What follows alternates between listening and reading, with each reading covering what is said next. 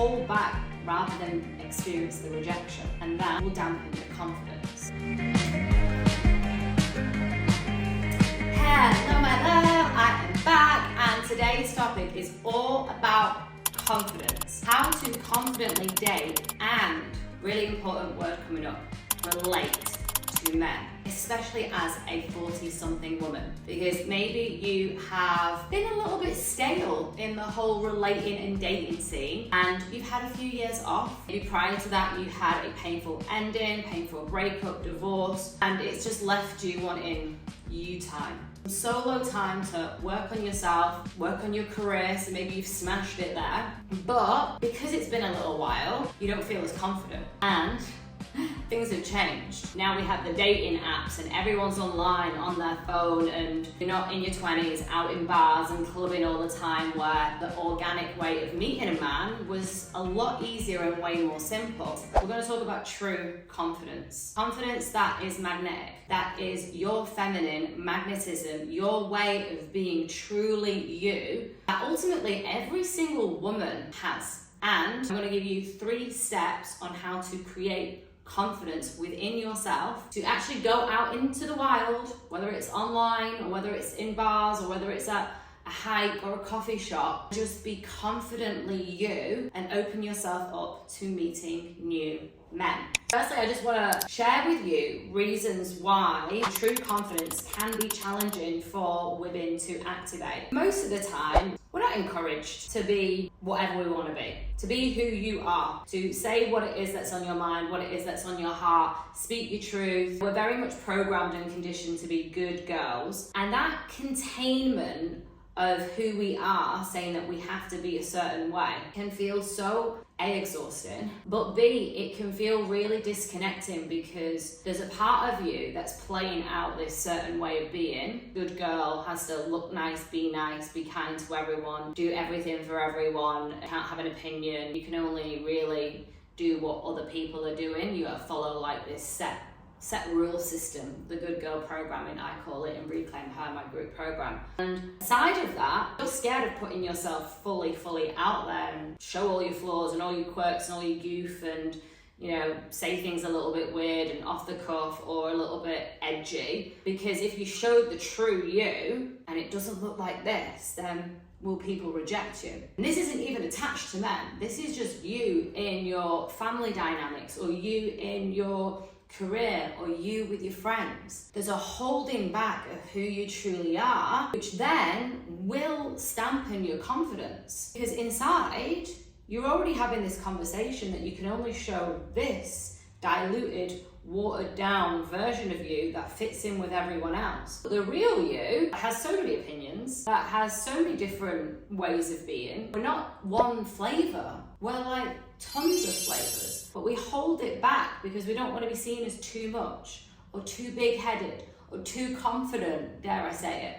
When we're denying that, then we're already dampening ourselves and saying that, oh, who we are, not good enough. There's got to be only this over here. So that suppression of self, in and of itself, is already going to have you fearing how you show up on a date, with a mate, you name it. The way we do one thing is the way we do everything, which is what my mentor has always distilled and pointed at me to really see things of like, well, if you're doing it over here, then you got to do it over here, because that's just your way of being. That's just your fear acting out, or you're holding yourself back. If you are already, and chances are if you're a 40-something woman and you were raised in this system where it's the patriarchy, it's capitalism, it's all the things that have been flying at us and we've been bombarded with for years, schooling system, you name it.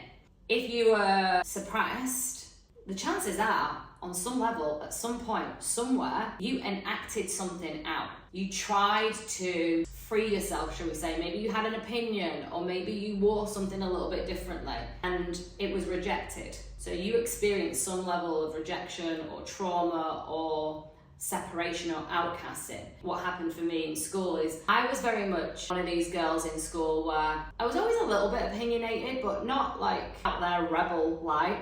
Because I had an opinion, I was bullied by my own inner friendship circle of girls at high school. At the time, that shunted me down so much that it's taken years for me to really be confident in speaking my truth now. My whole 20s, I found it really challenging to really say what it is that I was thinking, what it is that I was feeling. I was like frozen. So you've got suppression by society of what girls are supposed to be, and then you have inner suppression, like bullying or your parents wronging you or shaming you for something that you did or didn't do. That can really, really have you in contraction. You're really holding back and fearing being seen, fearing being heard. You hold back rather than experience the rejection.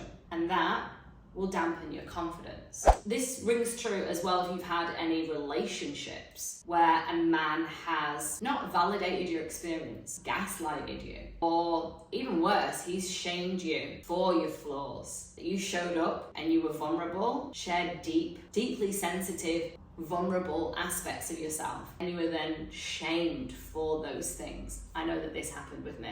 I shared some really deep wounds with my past partner, and then when we got into an argument, he brought them up. Instantly, my walls went very, very firmly up. Any of these types of experiences will have you second guessing yourself, worrying about what people think, will have you pushing away so you don't get hurt. I just want to put on the table, these experiences are always divinely working for us in some way, shape or form. So I look back now and like the suppression and the bullying and the emotional abuse that I was subjected to with my partner were all here for me to step and level the fuck up and get more connected to my truth, get more connected to my emotions, get more connected to my feeling and sensational body so that I can hold myself in a world that is going to challenge me anyway.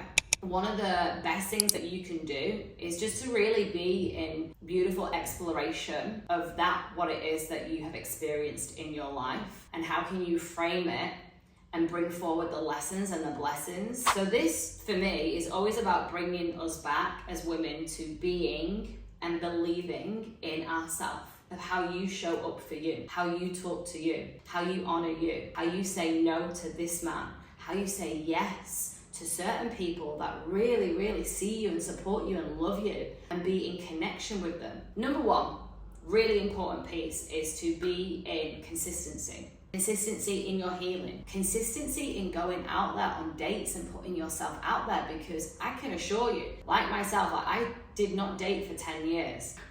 I'm gonna say that maybe like the first 10 dates were so awkward. Like they were just weird and funky as, like I didn't really know what to say that much. I was showing one version of myself. I was constantly looking for the red flags, like hello, like scared, wounded deer over here. As I continued with my own consistency and my own healing, as I started going on dates, I started like just seeing these men differently. I started experiencing them differently. And I was also holding myself differently. Number two, this is a really important one, community. Get yourself into a female and also a co-ed healing community. There's a shared value system where people really want to create connection, where women really want to see you and experience you, and they really want to listen to you, and they really want to support you, and they really want to celebrate and encourage you. This is fundamentally one of the most powerful things that you can do, because we're not supposed to do this alone. We're not supposed to do life alone, and we're not supposed to heal and grow alone. It's just fundamentally not possible. We're supposed to be in pack. Number three, this is a really, really fun one, is creation, is step into your chooser energy, is get really clear on what it is that you want, because you need that in order to be confident. You need to know what it is that you want so that you're as clear as day, know what you're working towards, know what you're moving towards, know what you're playing with another person. Is like, oh, like if I want to show up more confidently on a date, then what am I even doing this for the sake of what? This is where I love to really support women and be like, what do you choose? What is the type of relationship that you want? What is the type of man that you want? And are you showing up for yourself in those ways as well? Or are you just expecting this guy to be like your manifested dream man? But where are you in relation and alignment with that? I hope this video served and supported you in some way, shape or form, my love. Please leave a comment if anything landed for you. If you loved it that much and it provided value, then hit like, hit share, send it to one of your girlfriends, and if you want more of these videos, then hit subscribe.